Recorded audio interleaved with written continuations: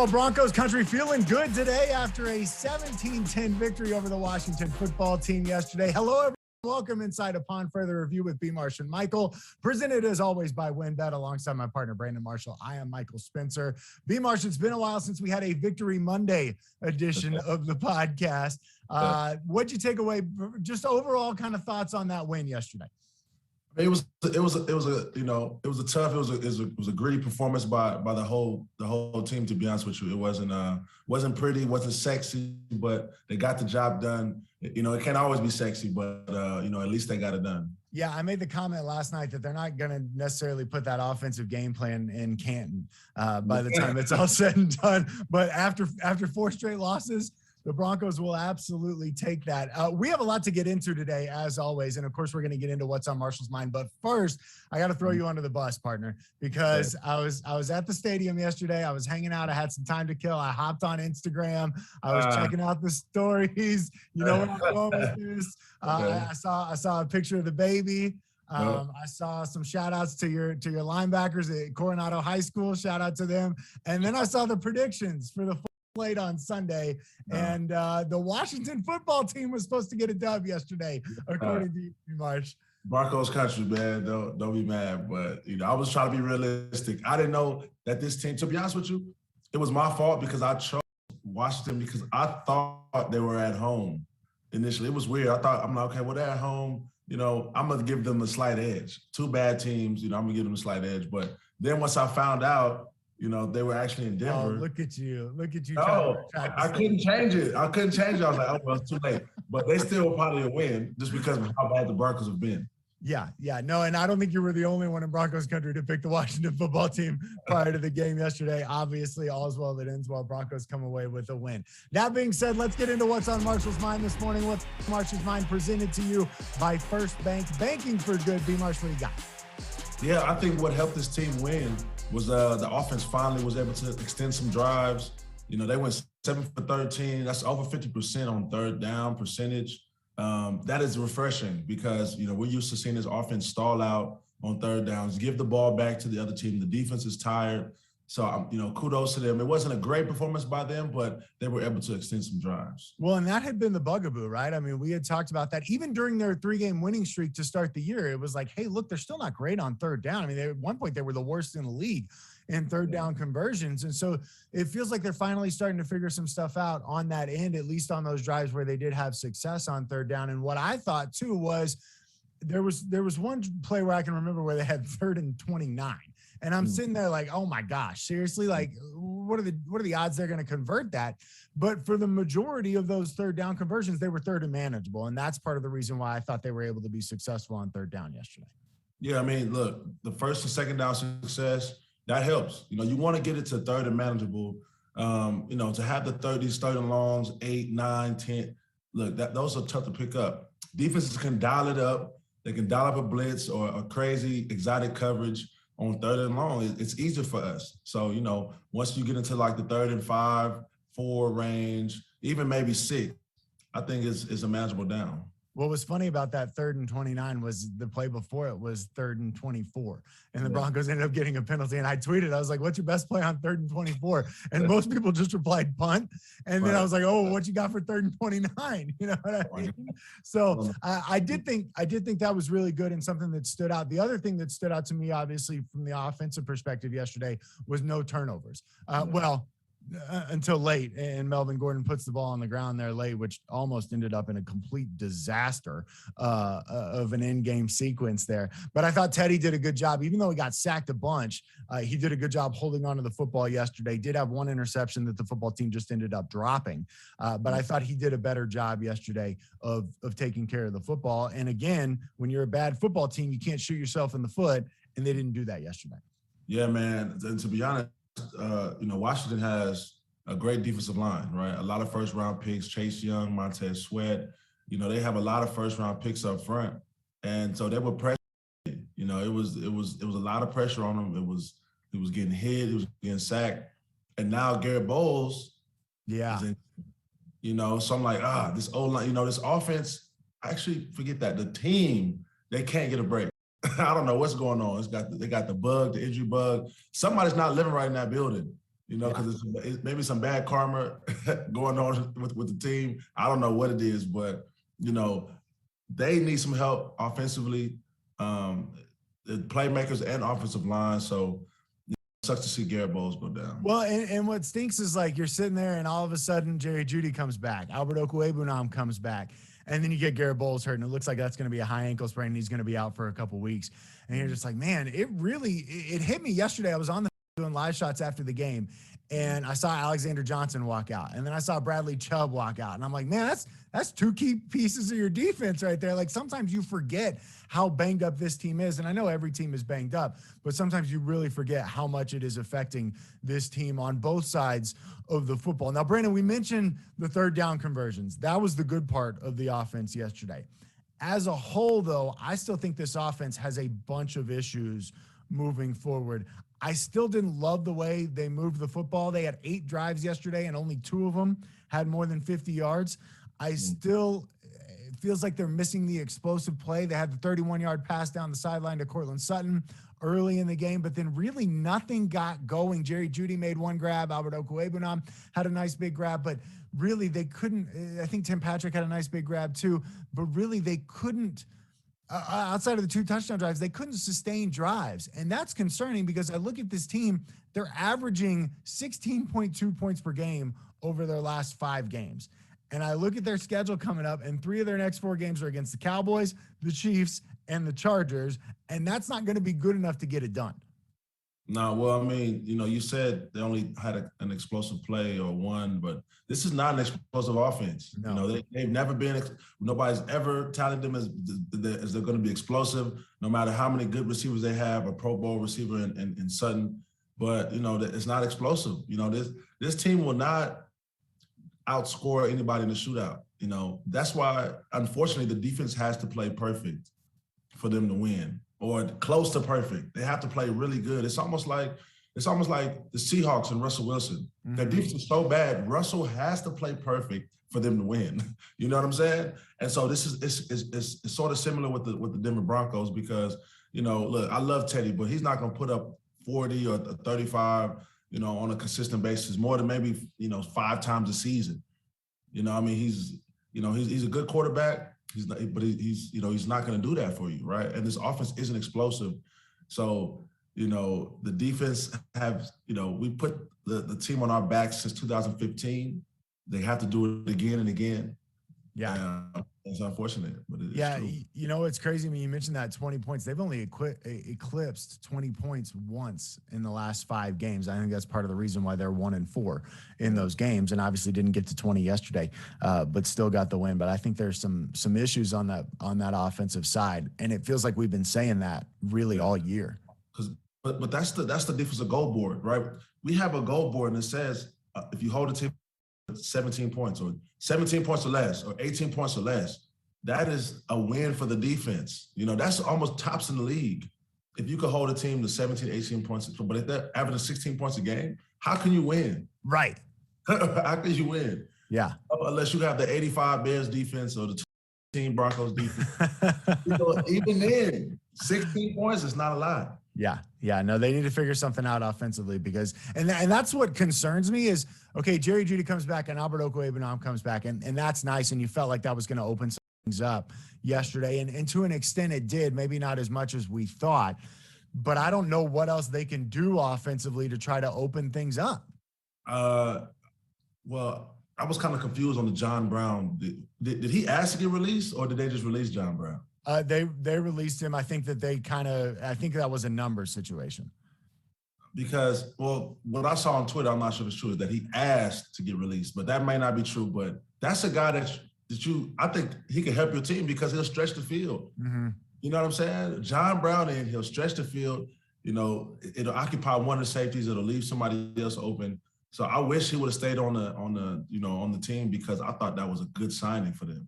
Because they don't necessarily have somebody because KJ Hamler's gone, right? He's hurt. Yeah. They don't have anybody else to stretch the field like that. And I think they're hoping that that's what Jerry Jeudy can do, but I think they need another guy. I think you're right. I think they need another guy in addition to Jerry Jeudy, right? And not Albert Okwuegbunam, who's a bigger dude. I think they need a skill, kind of smaller speed dude who can literally just worry about taking the top off and at least making them fear that, because then that opens things up, not just for Sutton and Patrick, but also for Jerry Jeudy, who's now back. Yeah, and I mean, I don't look at Jerry as, look, I think Jerry Jeudy, he probably ran a 4.4, he's probably fast, but he's not a take the top. I'm going to send him Burt to take the top off the defense.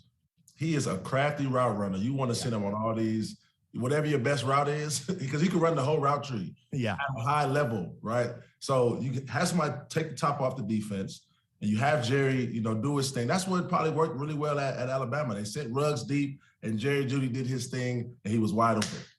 I mean, I wish John Brown would have stayed. That would have helped. I think that definitely would have helped. But hey, I'm not the GM. Okay. Right. Well, and I wonder if John Brown was thinking, well, they're not using me correctly, which wouldn't be the first time somebody thought something of Pat Shurmur and the Broncos offense and how they're not using guys correctly. Hey, we got to take a quick break. Coming up, we'll talk about the defensive side of the football, what impressed us about their performance yesterday. Plus, we will break down the biggest news in the NFL today and how it affects the Broncos moving forward as the trade deadline approaches tomorrow. All that and more coming up next right here on Upon Further Review with B-Marsh and Michael, presented by WinBet.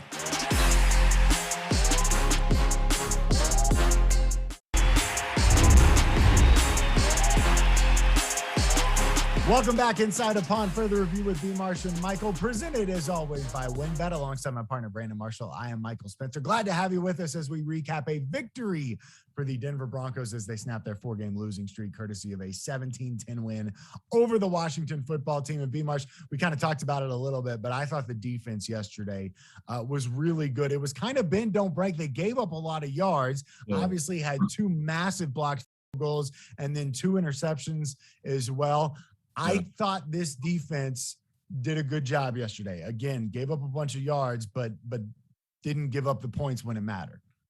Yeah, I think they played well. This is a Washington team that's put up 30 and 22, and so they can score. Even though they have a backup quarterback, they still have a lead receiver in Terry McLaurin, and McKissick is a great receiver out the backfield. Oh my God, I'm like, this dude is extremely quick and fast. So they have some good weapons. Broncos played well yesterday on defense. I still think they need, I still think they're hurting, as far as the second level goes, the linebackers, even the interior line, but they played well. Well, they had some new guys at that linebacker spot. I guess John Elway was not listening the last time we did this podcast. The phone didn't ring. It's a shot in the dark, you know what I'm saying? But he's right. Yeah, no, I appreciate you putting it out there, right? I don't know why they didn't call. Nobody asked me for my opinion. But obviously 2 new young guys in Kenny Young, or two new guys in Kenny Young and Stephen Weatherly. What did you make of their performances yesterday? Yeah, I think Stephen, you could tell Kenny was it was his first day. He was still trying to get accustomed to everything, trying to get used to things. I see him a couple of times running behind blocks. But once he gets more comfortable in the system and more comfortable, being in Denver with the Broncos and I think he knows the system semi, but once he gets a full understanding of it and really grasp it, I think he'll be better. And what the coaches want from him, I think he'll be better. Weatherly, he flashed. I thought he flashed. He had a nice sack at an important time. And, he's definitely a piece that we needed because our outside linebackers are hurt. Just like our inside linebackers are hurt, So this team is going through it injury-wise, but, hey, they stepped in and they did their thing. What do you think is the hardest part for a guy like Young or a guy like Weatherly who gets traded, comes in these dudes had 3 days, basically 4 days to get ready to go play a football game. And everything that we hear about Vic Fangio's defense is it's the most complicated defense known to man. And so, what do you think is the hardest part for them trying to make that adjustment, especially for a guy like Young, who was pretty blunt that he was kind of blindsided by the trade and wasn't exactly to be happy to be going from a team in the Rams that was 6-1 at that point to a team in the Broncos, which was on a 4-game losing streak and 4 prior to yesterday. Yeah, he's not happy. And he was starting on the 6-1 team. Yes. He was playing really well. So for him to get traded, he's like, what's going on? But, we all know it's about money. So money situation is, either the Rams going to trade for somebody else or they just didn't want to pay Kenny moving forward, So, it sucks, but it's part of the business. So he has to come to terms with that quick. Yeah. Really dive into, to what it is being a Bronco and what the coaching staff expects from him. and really take that and run with it. Because look, at the end of the day, they traded you. You can't go back, right? So even though you're upset, you got to prove them. You got to let them know or show them why they shouldn't have traded you. You know what I'm saying? But I know it's tough. But the toughest thing is getting acclimated quickly. Yeah. You know, they expect you to come in and learn the playbook like that as a professional and thrive. So, you know, even though it's a wild situation, a weird situation, it's a whirlwind for them right now, they got to lock in. Because at the end of the day, you know, they don't care. Right. Dudes are using GPS to find the stadium on Sunday morning, and yet they've got to come in and learn the playbook and all of a sudden be ready to go on Sunday afternoon. You know, what stood out to me, Brandon, was kind of the opposite of what happened offensively. I mean, similar situation on third down yesterday, the Broncos were really good, 5 of 14 defensively at 36%. On fourth down, they were 1 for 5. The football team was. And so that stood out to me. And then inside the red zone, they go 0 for 2. The football team did inside the red zone, and the 2 interceptions. I thought those were some things that you could kind of carry over. And I go back to what Shelby Harris said about having fun after that Cleveland game. And, hey, man, we got to get back to having fun. And it looked like guys were having a little fun yesterday. They had a little pep in their step, even without kind of the leader of fun in Von Miller. Yeah, I mean, first of all, it's still weird to hear you say the football team. Is that weird? No. That's weird. But, I mean, as far as Shelby, you can only have fun when you're making plays and when you're winning or close to winning. It's tough to have fun in this, you know, tough of a business when you're losing, right? So they were winning yesterday. It was a close game. They were making plays. And Vic Fangio's defense is notoriously great in the red zone anyway. I remember literally watching one drive, and when they got into the red zone, I said, oh, they're not scoring. Mm-hmm. You know, they're not scoring. The football team is not that great in the red zone, and Vic Fangio's defense has been top in the red zone the last couple of years. So I don't know what he dials up in the red zone, what his thought process, but it's great. It's amazing. So I mean, yeah, I never saw them scoring in the red zone like that, but kind of give props to the Broncos D, man.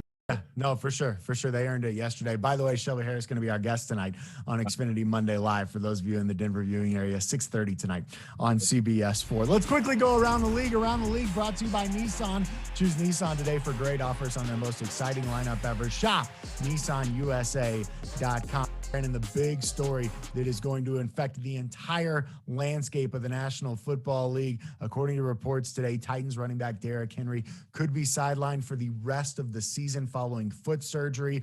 This is a massive blow for the Titans team. 6-2. They were in the driver's seat for the AFC South after a big win yesterday in Indy in overtime over the Colts. I think this completely shakes up the way that I look at the AFC. Yeah, I mean, look, Tannehill's a good quarterback, but that team is not built around Tannehill's arm. No. You know, it's built around Derrick Henry, the ground game, him, you know, pounding you and just leaning on you and working on you, and then the complimentary pass off of that.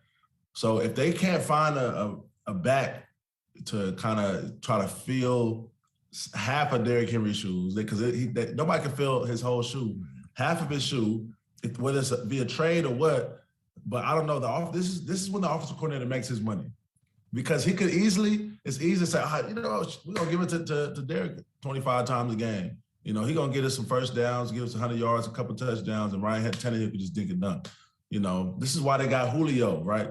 You know, so now offensive coordinator, all right, you got to work your magic, because, you know, arguably the MVP of the league is gonna be out. Yeah, I mean, he's a guy who's in 8 games already had more than 900 yards rushing on the season, was easily going to get 1,000, was probably going to get close to 2,000 by the time this thing was all said and done. And Brandon, I think this makes things interesting from a trade deadline perspective. Trade deadline coming up 2:00 Mountain Time tomorrow. I have to think, if I'm the Titans, I'm making phone calls right now. And one of the calls I'm making is to the Broncos and Melvin Gordon, and seeing if the Broncos are willing to do anything. Now, I don't think they will be unless they get a really nice draft pick and get Melvin gone at a really nice price. But I have to think, if I'm the Titans, I'm absolutely calling the Broncos to inquire about Melvin Gordon. Yeah, I mean, look, they can call the Broncos. They can call the Ravens, who have Latavius Murray, Devonta Freeman, Le'Veon Bell. They have some options. But I don't know how many people on the street, I know Brandon Jacobs was trying to make a comeback. That's similar to Derrick Henry. You can bring big Brandon Jacobs in. He's 39, so that's out there. Or Frank Gore, but he's older. Frank Gore's pushing 50 these days, isn't he? They gotta figure something out because unless they have an answer on the practice squad on the roster, I'm not sure, but they got to figure it out. Yeah, I got to think they're making phone calls today.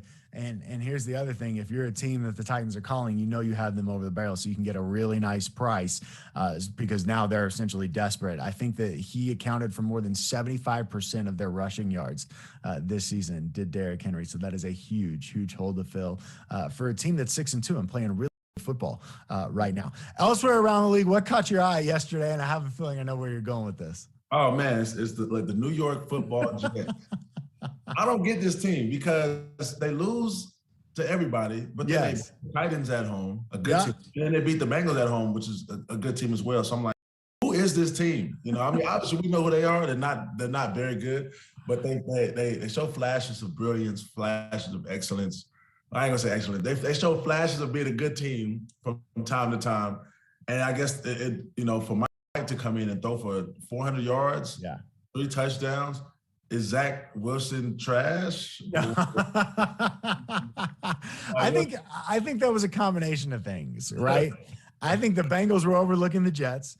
I think they were feeling themselves after coming off a big win over the Ravens last week. They've got another divisional game this coming week. I think they were riding high and just thought, we're going to go into New York and just roll over the Jets because that's what normally happens. And then I think if you're the Jets on the other side, okay, you know this, teams with backup quarterbacks, sometimes they get up, right? Because everybody feels like they got to raise their level a little bit. And so if you're the Jets, you felt that way, I have to imagine, for Mike White. I don't know that they're ready to give up on Zach Wilson moving forward. But that was wild, man. That was wild. So, you got to ride with the hot hand. They traded for Joe Flacco, but it's like, hey, Flacco, you're going to have to sit down another week because Mike threw for 403 touchdowns. We ain't had that the year 2000 or 2002. I forgot what the stat was. So, look, I thought I was watching something out the Twilight Zone. I'm like, this is not what I expected to happen. I'm pretty sure all the bettors, not every better, but most bettors picked the Bengals. And bro, nearly everybody. Yeah, I'm telling you, like the casinos in Vegas were built yesterday off of that one win. Yeah, I had actually a buddy of mine who's in the sports betting industry, and he told me it was the biggest win of the season for them. Based on how much money was on the Bengals and how many people put the Bengals money line in some of their parlays and everything. Yeah, wild. I don't think anybody saw the Jets doing that. If you're the Jets, you're like, hey, can we play the Chiefs? Can we play the Chargers? Can we play the Bucks? Like, we just want to play good teams from here on out. Good teams. That's when they bring their game. So okay, we got to watch out now. But I don't even see how you have a parlay or you pick some games and you be like, okay, Bengals and Jets. Cool. I'm gonna take the Jets. I don't get it. No. I don't even, what I'm saying? Who's doing that? So I'm pretty sure Casino made a lot. Yes, they did. Yes, they did. Hey, we got to take another quick break. When we come back, we will hand out some grades from yesterday's performance, and we will look ahead, our sneak peek of what awaits the Broncos this week when they get set to visit the Dallas Cowboys. That's coming up next, right here on Upon Further Review with B-Marsh and Michael, presented by WinBet.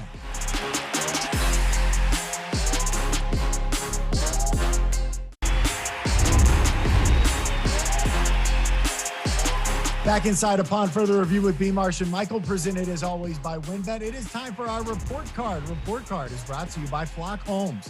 Smarter rental property ownership starts here at flockhomes.com to learn more. Professor Marshall, who are we handing out grades to today? Man, I'm going to give a grade to one of my old teammates, old friends, Shelby Harris. He brings a lot to the team, a lot of energy. He's stout in the middle. He bats a lot of balls down. He blocks kicks. He does it all, Shelby does it all. So I'm going to give him an A. He deserves an A for yesterday's performance, a half sack as well. So I'm giving Shelby an A. Yeah, he was everywhere yesterday. And what I liked about that was he was the guy who stepped to the podium. He didn't come out and guarantee a win. He didn't come out and do anything crazy. But I like when guys kind of back up the talk. Right. And he went out and I thought backed it up. And I think that can be a big boost for this defense moving forward too. So I like that grade for Shelby Harris. Hats off to him for a job well done. I'm going to go Melvin Gordon and I'm going to give him a B only because he fumbled on the last possession there and made everybody in Broncos country freak out for whatever it was, 16 seconds, 20 seconds. But I thought Melvin was really good yesterday. Obviously 2 touchdowns, the only 2 touchdowns that the Broncos offense scored. So I'm going to give him a B moving forward. And I hope that we have more grades to hand out to Melvin Gordon. And I think that we will when the trade deadline approaches this week. You didn't want to hand out a grade to Malik Reed, your guy, Nevada? Look, now it's expected of him. He just does his thing, I saw the Broncos put up a caricature, a picture that called him the Dream Killer, and I seen Freddy Krueger on there. I guess he's the Dream Killer. He came from Nevada, undrafted, and now he's doing this thing. I'm proud of him. He's humble, one of the more humble guys you'll meet. Shout out to my guys at UNR, man. It's good to see us having some success. Yep. Shout out to the Wolfpack. All right, let's get into our sneak peek. Our sneak peek brought to you by UC Health with personalized care in locations across Colorado. UC Health is here for you. No matter where your story takes you, UC Health, live extraordinary. And B-Marsh, before we talk about the Cowboys, let's talk about the trade deadline coming up. I mentioned it earlier, 2:00 on Tuesday. Take me inside the locker room. What is that like when you're a player, you're on a team that's sitting there at 500?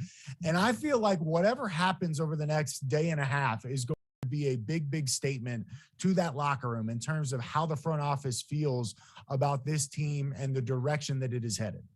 Yeah, look, so when the front office doesn't do much, clearly that sends a message to the players that they believe in us. Okay, we're gonna work with who we got right now on the roster, and everybody's fine with that. I'm sure there's some top guys that would like to get traded, but for the most part, that sends the message that they're okay with what we have. But once they trade somebody, right, it depends on who they trade and how it goes down to really as far as what message it sends.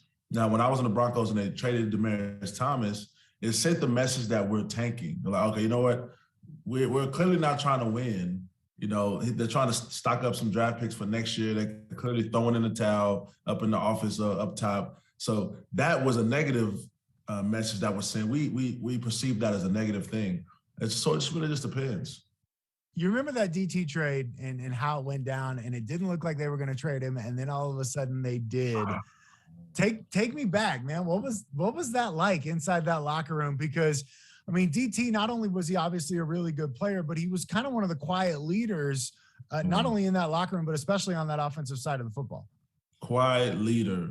I couldn't have said it any better than you. He was he was one of the more physically gifted athletes that I've ever seen in person, And so for him to be traded and him to be a first-round pick of the Broncos, a future Ring of Famer, one of the best receivers, top 2 or 3 probably in Broncos history. For them to trade him, we was like, yo, what?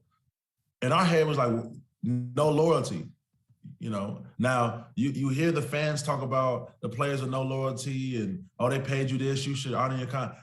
Look, the teams have no loyalty, right? Demaryius Thomas is a Ring of Famer. He is probably the best receiver in Broncos history. And for them to trade him like that and also not even bring him back or allow him to, maybe finish out his career. They could have brought him back and allowed him to finish out his career in Denver. That blew our minds. So I think everybody was like on eggshells and like, yo, it can happen to anybody. Yeah. So nobody's safe. Vaughn was probably the most safe one kicking back, but everybody else is like, oh, man.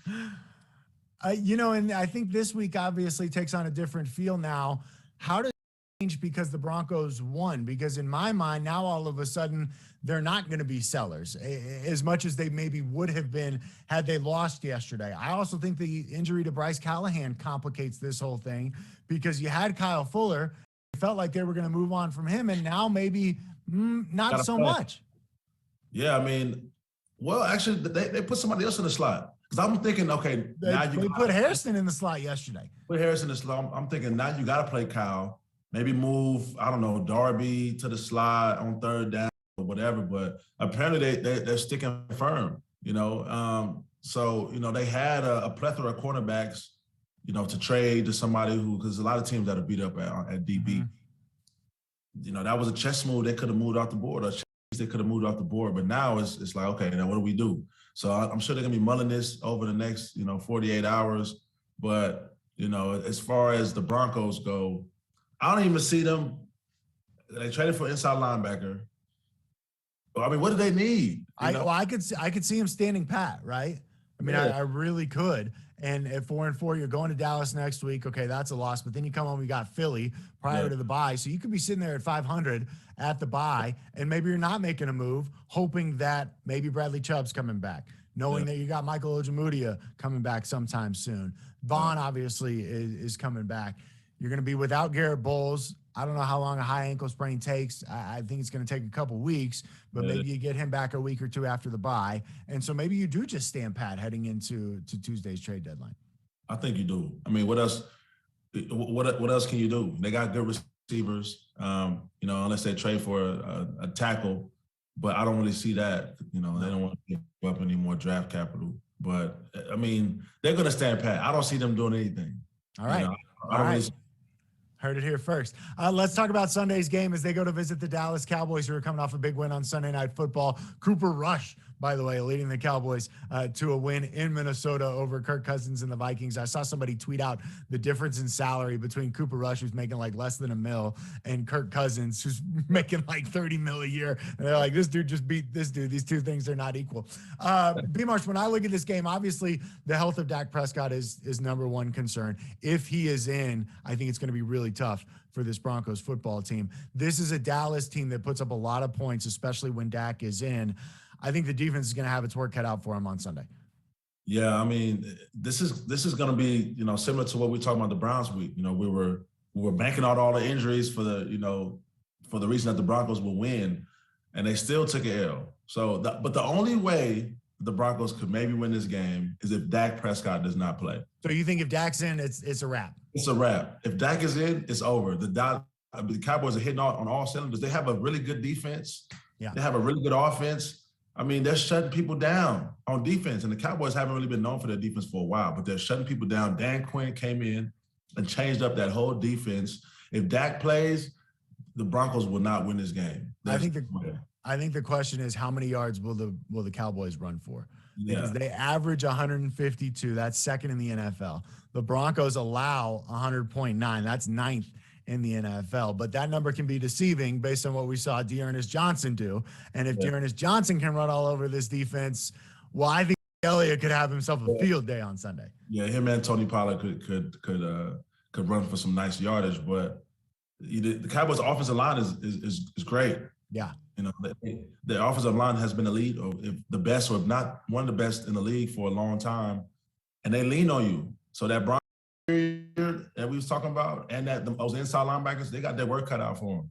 You know where I think the Broncos could actually expose the Cowboys is in the passing game, offensively for the Broncos. The Cowboys, obviously, you're not throwing on Diggs, right? I mean, don't ever throw at that dude. But the Cowboys are bottom 5 in the NFL in pass defense. And I know that number can be a little bit deceiving, but that might be an area where they could expose him. Now, I don't have faith that Teddy can necessarily, but that's one area to look forward to and see if maybe they can find some things there where maybe they can get the passing game going, especially with Jerry Jeudy coming in, now playing his second game. Same thing with Albert Okwuegbunam.